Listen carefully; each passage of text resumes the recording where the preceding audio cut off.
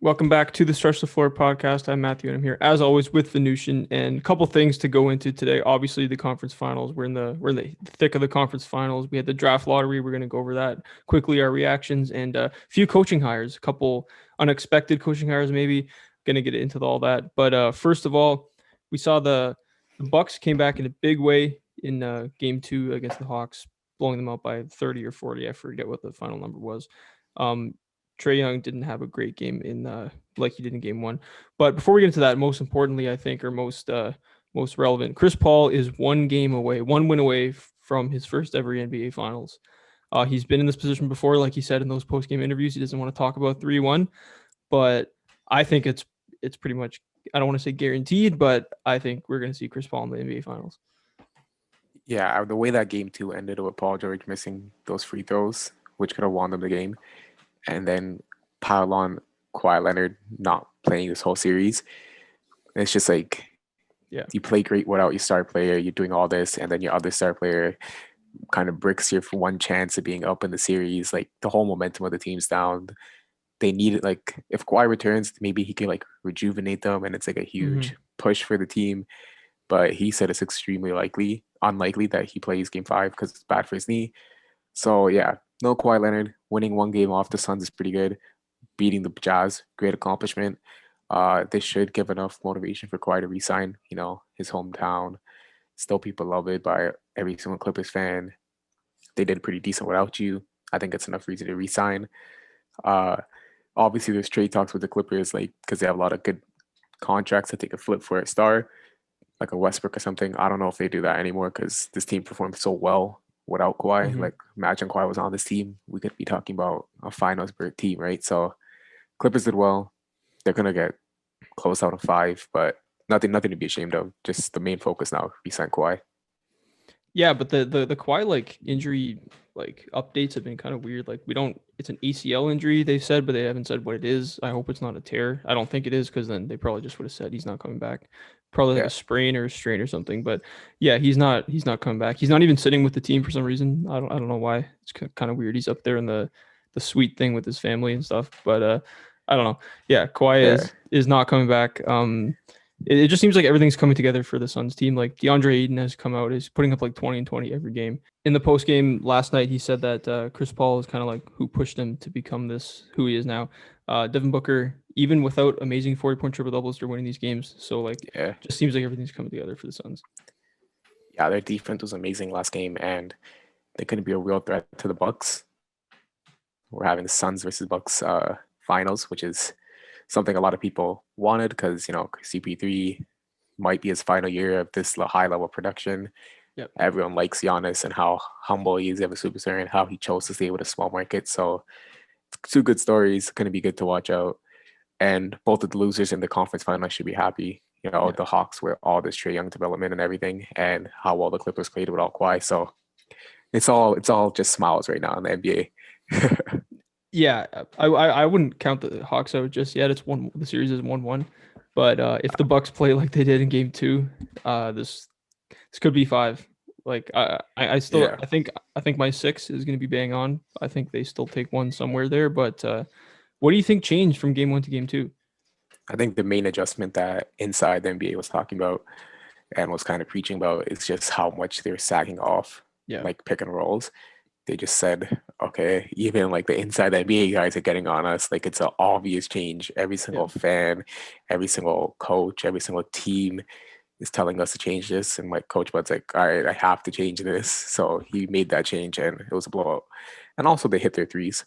We have Yeah. to acknowledge that too, because they shot horribly in game one, where even with that horrible pick and roll defense, if they hit those threes, they won that game. So they fixed their 3-point shooting and they fixed the defense, which caused a huge blowout. So they could still play bad defense, but if they hit their threes, they win. They could not hit their threes, but play great defense like they did the last game and still win. So I just can't see the Hawks winning another game. They did Yeah, that great. Trae Young did great. 48, masterful performance in the conference finals. He's up there with Luka mhm. Doncic now. Before he was like on like a different tier. Now he's all the way up there.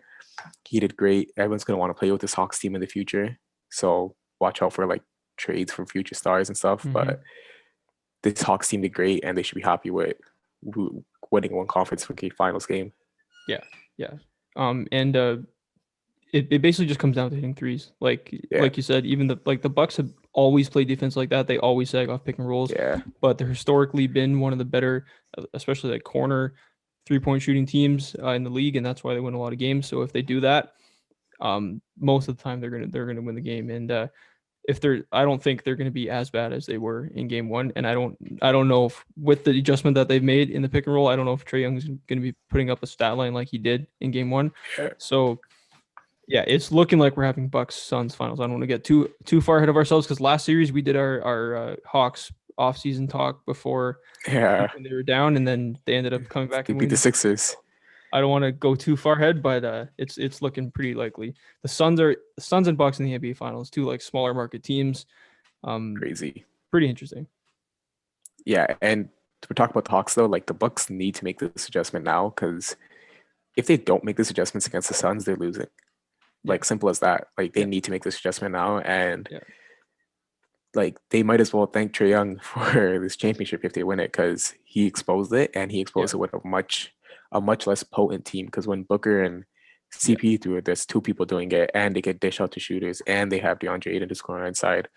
Whereas when Trae Young was doing it, it was just Trae Young doing it, right? yeah. So Trae Young and the Hawks forcing this adjustment might be a blessing for the Bucks for the future and the finals. That's a really good point because even though Chris Paul isn't the most like aggressive scorer, He if you give him can't. that, if you drop back and give him the whole mid range open, he's gonna go to that fall away like mid range thing that he hits like seemingly almost every time, right? So you're right. This series actually is really good preparation for that one. Like good big role men in like Capella, John Collins, like helps them with Aiton, and then Trey Young, Chris Paul, Yeah.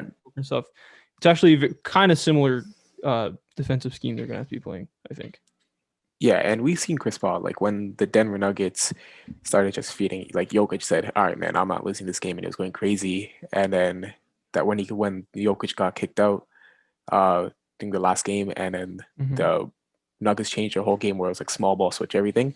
We've seen Chris Paul take the helm and score a lot in that closing game. He scored 30 plus points, and if you're gonna sag off pick and rolls, guess what? Chris Yeah, Paul's gonna score 30 plus points every single yeah. game, and this is a good adjustment. They have to make it now. And man, if Bud wins with not putting Giannis on the star player, what he's been criticized for Hmm. his whole coaching career, it's gonna be crazy. And he might get a championship playing like that. Crazy to think of. Yeah, it's crazy. And speaking of Bud, we kind of joked about firing him mid playoffs and hiring Rick Carlisle to take over. Carlisle. It's a little too late for that because Rick Carlisle is on his way to all the way back to Indiana. And then we had a couple. Ime Udoka to the Celtics. I'm gonna be honest, I didn't even know who that was, but I know Yeah, Steve Nash loses another member of his coaching assistant staff. coach. And Yeah. we had one more. We had Chauncey Billups in the rumors on to Portland, and Jason Kidd to Dallas. So we got 4 coaching hires. Seems like more in the works. We might have all the spots filled by the next time we record. I guess like thoughts on the recent hires. The Celtics hire, all we know, he was a Nets assistant coach. Steve Nash had high praise of him. The Nets guys had high praise of him, and Nets organization had high praise of him. Uh, he's a good offensive coach. We know Brad Stevens liked him. We know that Celtics guys kind of liked him as well. So he's going to be a good coach. He is a first-time coach, so we can't talk about Mm-hmm. his X and O's in detail. But from what we heard, he's a good guy. Everyone likes him. He's going to be a good coach. Uh, Same thing could be said for Chauncey Billups. We all know his playing career. We all know he's going to be a Hall of Fame point guard. He won Finals MVP. We know he was on that Clippers with Ty Lue. He was an assistant coach there. We know his TV analyst roles. He did pretty well. We know he was in positions for interviews last offseason too with the Pacers and everything. And you get this role. We know Dame Lillard wanted Jason Kidd or Chauncey Billups. So he got one of his guys, Chauncey Billups. We don't really know how he is as a head coach. We didn't see his X and O's. So that's another guy we really can't talk about. But the other two guys, those are guys who have head coaching experience. We can't talk about them. And that's Jason Kidd and Rick Carlisle. I'll start with Jason Kidd first. I guess the most important thing Jason Kidd done in his career was he made Giannis the Mm-hmm. main focal point of our offense. He said, guys, we're playing through Giannis, and that's what we're doing. The one bad things he did, he told Jabari Parker not to shoot threes, and he told Thon Maker not to shoot threes. He told him to stay in the paint, work on the low block. Hopefully his game's adjusted. playing with the Lakers, winning a championship with them as assistant coach. He's evolved. He's realized what the sport is in 2021 versus when he was playing. But he's a good guy to work with star players. Net Giannis loved him, did huge Mhm. for Giannis. Luca apparently will love him too, because that's what the reports are saying. He said he didn't like Carlisle getting in his way, writing too elaborate plays and stuff. And maybe with a star player, you just need a coach that's going to be kind of a yes man, but manage everyone else's personalities. And that's Jason Kidd's role. And I think he'll do it well. Yeah, and the Billups and Kid roles they were like Dame wanted one of those two Yeah. guys. Luca was definitely involved in this process, so it seems like um more probably they're prioritizing like keeping their stars happy over actual X's and O's. We've Yeah. seen that work before with Ty Lue. It looks like a really really good coach for the Clippers now, right? Like there were some questions about him, but he's like being talked about in the top tier of coaches in the league now in the media. So Yeah. I like especially the Kid hire. I think that's going to be a really good fit. I have no clue how good Chauncey Billups is as a head coach. We have no idea, but if Dame Yeah. wanted him, then it's the right hire. That's pretty much all I can say. And Rick Carlisle, I think, was the best coach available, and I think he's gonna fit in perfectly in Indiana. Yeah, I like Rick Carlo coaching places where he's not like having a star on his team, because he is an X and O coach. He is going to make Mm-hmm. elaborate plays. He's going to get the best out of the guys that aren't superstars. And I think that's the team that Indiana is. They don't have any, like, no offense to Sabonis, but he's not a superstar of Doncic's level. And I think Mm-hmm. he's going to get everyone involved. Brogdon's going to play great under uh, Carlisle, because Carlisle is a PG guy. He does get his PGs a lot of points and a lot of Mm-hmm. points. And this Sabonis and Brogdon, can it be like a Kid and uh, Dirk Nowitzki in 2011 type combo? That's what Carlisle won a championship with, and that's what he's going to try Yeah. to emulate Yeah. here. Yeah. And a kind of underrated storyline is like we already said, Ime Udoka has been hired by the Celtics. We're hearing Jacques Vaughn is kind of in the rumors, and Mike D'Antoni is also like kind of in the rumors. So kind of underrated, but Steve Nash could be losing some huge pieces to that coaching staff. Like I don't know how involved they were in or how much of an impact they had on how good that team was, but losing coaches of that caliber is gonna hurt them at some point. I think if that does happen. Yeah, and I want Mike D'Antoni to win a ring, and his Yeah, possible best place to win a ring is definitely with the Brooklyn Nets. So hopefully he just stays with them and wins that ring, because yeah, he's already a good coach. He's going to be remembered, the 7 second Suns, what he did with Harden and those crazy stats. Like, you're going to have your whole head coach legacy secured. So just go yeah, win a ring, win 2 rings, and, yeah, just get the rings, man. Enjoy the rings. You don't need to head coach yeah. teams that aren't in contention anymore. So yeah, that's like what coaching. I hope someone new blood comes in for the Mhm. Magic, because they need to Yeah, set up a brand new culture, a brand new someone's going to be there for 5 years, some stability. So hopefully they get someone there that's not like a old guy like Mike yeah, D'Antoni. yeah. So we got Magic. Let me see if I remember. Magic need a coach. Wizards, Wizards is that it? No, Pelicans, and Pelicans. Yeah. Okay. Pelicans. So I don't really see D'Antoni as a fit Yeah, for any of those teams. So yeah, maybe he just does stay with the Brooklyn, win that championship. Yeah. Okay, so yeah. basically the only other thing to touch on is the draft lottery. We were I didn't expect to be so nervous, but I was like so nervous for that. And our Raptors, when they said the Raptors have moved into the top four, I was already happy. It would have been nice to get Kate. It would have been nice to get number one. But number four, looking at probably Jalen Suggs or Jalen Green, maybe Evan Mobley if he slips.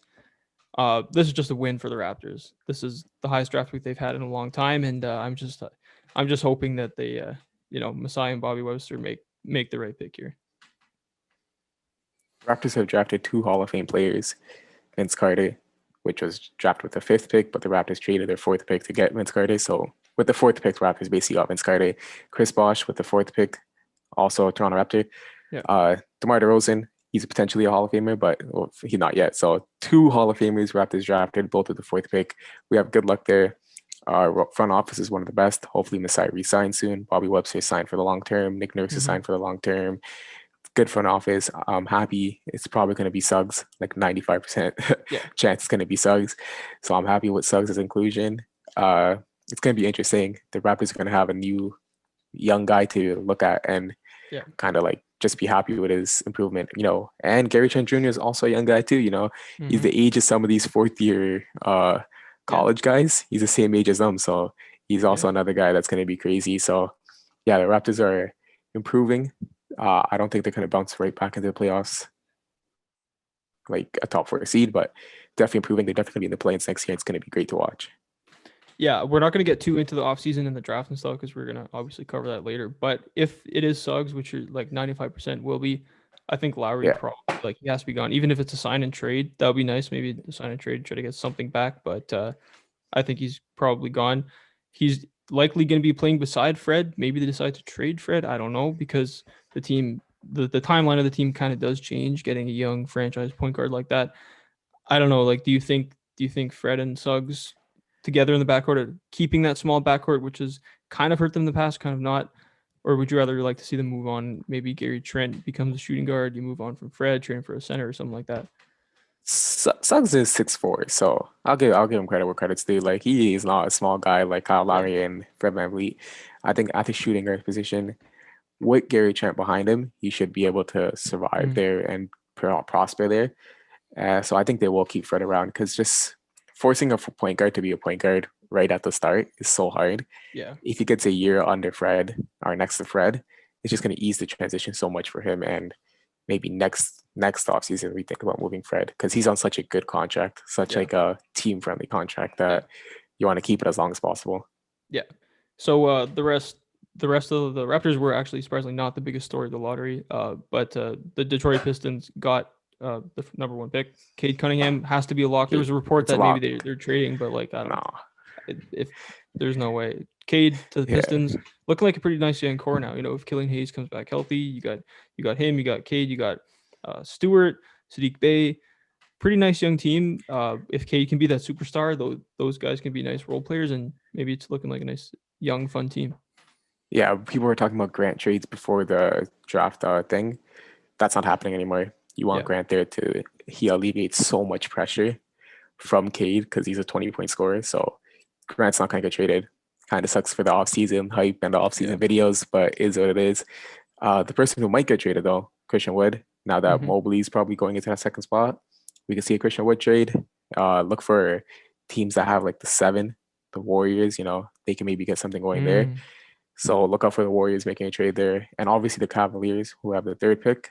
They're talking about Sexton trades, Kevin Love trades. There's third picks up in trades, so they're gonna do something. I don't think they're moving Sexton or the third pick, but they're gonna do something this offseason. Yeah, and it kind of sucks for the Magic getting screwed over in the lottery. They're I think Yeah. seven or no, were they eight or something like that. No, no, Magic are fifth. Oh, are they? Oh, okay, my Yeah, bad. I they didn't they hear that. they're getting Kuminga. It sucks for the Oklahoma City Thunder because they had the Houston pick if it fell out the top four, but it didn't, Yeah, so yeah, they yeah. lost that pick. Yeah, Yeah, and then the Timberwolves did lose lost their their pick, pick obviously, to the Warriors. So the to the Warriors are at Warriors. 7 and 14. 14. Yeah, So, like, obviously, with Steph, with Clay, those picks are probably the two most likely picks to be traded in the whole draft, right? Um, they could. A lot of people have them taking yeah. Davion Mitchell, which if they do use it, would be the most pick that makes the most sense to me. But I hope that they do something Wiggins and those two picks for like Beal or something. I don't And know. It's not a Wiseman terrible too. trade. Yeah, and Wiseman. That's not a terrible trade. Future picks as well. Like they could get someone huge, and the Warriors are gonna get someone huge. Either it be Christian Wood for some of those assets, or Yeah, it be Bradley Beal for all those assets. They're gonna get something, and they're gonna be back in title contention, and that's a good thing yeah. for the league. And if Steph Curry being in title contention is good for the yeah, league. and to be honest, if I'm the Wizards, I think I'm taking that and running. You get Wiseman, Yeah, the number two pick. You got 7 and 14 in a deep looking draft. You get Wiggins' do it. contract. Maybe Wiggins is okay. You Maybe can you move trade him down Wiggins. the road. You move him down the road. It Yeah, just makes more sense to me. Yeah, yeah. I think Wiggins is movable. Like right now, yeah. like I think his contract is that it's not as bad as it was It's not before, as bad. and yeah, and teams that have cap space that need a small forward, they might take him. The New York Knicks are one that might take him. Yeah, he's definitely improved his at least defensive reputation. I don't know if he's actually like that much better of a defender, but we don't talk about him the same way we did before. He wasn't as much of like a high Sure. volume like low percentage guy this year. He looked like he could fit into a winning team a lot more this year. And at times he was their second most important player on that team.